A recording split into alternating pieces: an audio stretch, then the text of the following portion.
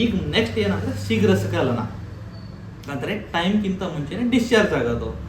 ಏನು book definition ಏನು ಹೇಳುತ್ತಪ್ಪ? Book definition ಏನು ಹೇಳುತ್ತೆ ಅಂದರೆ, ಒಂದು ಮನುಷ್ಯ 1 ನಿಮಿಷ ಒಳಗಡೆನೆ ಅಂದರೆ ಅವ್ರ ಪಾರ್ಟ್ನರ್ ಜೊತೆಗೆ ಫೋರ್ ಪ್ಲೇ ಆದಮೇಲೆ ಯಾವಾಗ ಡೈರೆಕ್ಟ್ ಇಂಟರ್ ಕೋರ್ಸ್ ಆಗುತ್ತೆ ಅಂದರೆ ಯೋನಿ ಒಳಗಡೆ ಯಾವಾಗ ಲಿಂಗ್ ಹೋಗುತ್ತೆ ಅಲ್ಲ, ಅಟ್ಲೀಸ್ಟ್ ಅವನು 1 ನಿಮಿಷ ಒಳಗಡೆ ಹೊರಗಡೆ ಮಾಡಬೇಕು ಈ ಕ್ರಿಯೆನ. ಸೊ 1 ನಿಮಿಷ ಒಳಗಡೆ ಡಿಸ್ಚಾರ್ಜ್ ಮಾಡ್ತಾ ಇದೆ ಅಂದರೆ ಶೀಘ್ರ ಸ್ಖಲನ ಅಂತ. ಇದು ಬುಕ್ನಲ್ಲಿ ಇರುವ ಡೆಫಿನೇಷನ್. ಬಟ್ ನನ್ನ ಪರ್ಸನಲ್ ಪ್ರಾಕ್ಟೀಸ್ನಲ್ಲಿ ನನ್ನ 15 ವರ್ಷದ ಎಕ್ಸ್ಪೀರಿಯನ್ಸ್ ಪ್ರಕಾರ ಏನು ಹೇಳ್ತೀನಿ ಅಂದರೆ, ಇದು 1 ನಿಮಿಷದಲ್ಲಿ ಒಂದು ಮಹಿಳೆಗೆ ಏನೂ ಗೊತ್ತಾಗಲ್ಲ. ಒಂದು ಮಹಿಳೆಗೆ ಆಕ್ಟಿವೇಟ್ ಆಗಬೇಕಂದ್ರೆ ಒಂದು 8 ನಿಮಿಷ 10 ನಿಮಿಷ ಫಸ್ಟ್ ಫೋರ್ ಪ್ಲೇ ಮಾಡಬೇಕು. ಫೋರ್ ಪ್ಲೇ ಇದ್ಮೇಲೆ ಅಟ್ಲೀಸ್ಟ್ 1 ನಿಮಿಷನೋ 2 ನಿಮಿಷನೋ ಫಸ್ಟ್ ನೀವು ಸ್ಲೋ ಆಗಿ ಏನು ಮಾಡಬೇಕು, ಸ್ಟ್ರೋಕ್ ಮಾಡಬೇಕು. ಅಂದರೆ ಸ್ಲೋಲಿ ಇನ್ಸರ್ಟ್ ಮಾಡೋದು, ಹೊರಗಡೆ ರಿಟ್ರ್ಯಾಕ್ಟ್ ಮಾಡೋದು, ಒಳಗಡೆ ಹಾಕೋದು, ಹೊರಗಡೆ ತೆಗೆಯೋದು. 2 ನಿಮಿಷ ಆದಮೇಲೆ ಸ್ವಲ್ಪ ನೀವು ಸ್ಟ್ರೋಕ್ ಸ್ಪೀಡ್ನ ಜಾಸ್ತಿ ಮಾಡಬೇಕು. ಅದು ಒಂದು 2 ನಿಮಿಷ ಆಗಬೇಕು. ಟೋಟಲ್ ಇದು 4 ನಿಮಿಷ ಆದಮೇಲೆ ಪೊಸಿಷನ್ ಚೇಂಜ್ ಮಾಡಬೇಕು.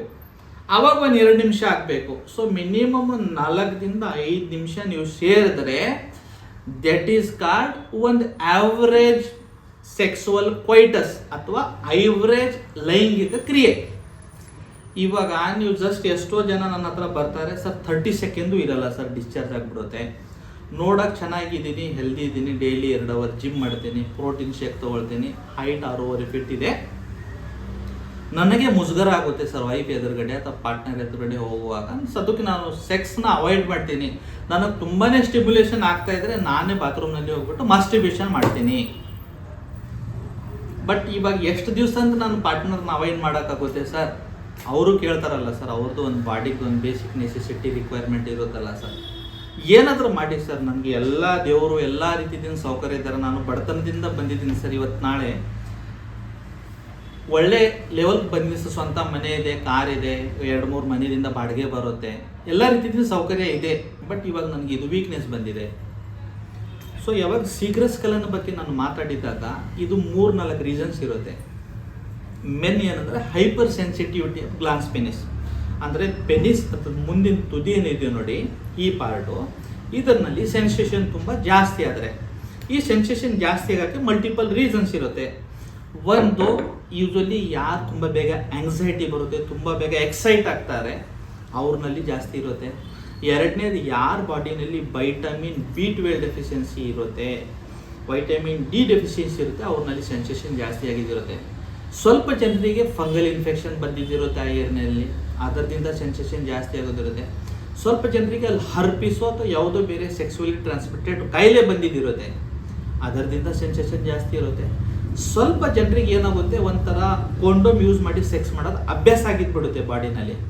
ಸೊ ಅವ್ರು ಕೊಂಡೋಮ್ ಯೂಸ್ ಮಾಡಿಬಿಟ್ಟು ಸೇರಿದ್ರೆ ಯೂಶ್ವಲಿ ಅವ್ರಿಗೆ ಸೆನ್ಸೇಷನ್ ಜಾಸ್ತಿ ಫೀಲ್ ಆಗಲ್ಲ.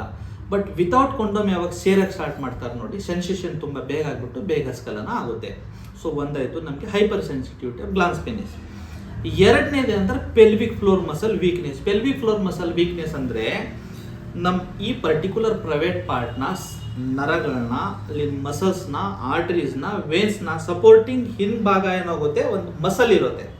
ಈ ಮಸಲ್, ಈಗ ಫಾರ್ ಎಕ್ಸಾಂಪಲ್ ಒಂದು ಮನೆ ಇದೆ ಅಂತ ತಿಳ್ಕೊಳ್ಳಿ, ಆ ಮನೆಗೆ ಕೆಳಗಡೆ ಒಂದು ಪಾಯ ಇರುತ್ತೆ. ಸೊ ಪಾಯ ವೀಕ್ ಆಗಿಬಿಟ್ರೆ ಮನೆ ಏನಿರುತ್ತೆ, ಜಾಸ್ತಿ ನಿಮಗೆ ಹೈಟ್ ತೊಗೊಳಕ್ಕಾಗಲ್ಲ ಅಥವಾ ಜಾಸ್ತಿ ದಿನ ಅದರದ್ದು ಲೈಫ್ ಇರಲ್ಲ, ಬೀಳೋ ಸಾಧ್ಯತೆ ಇರುತ್ತೆ.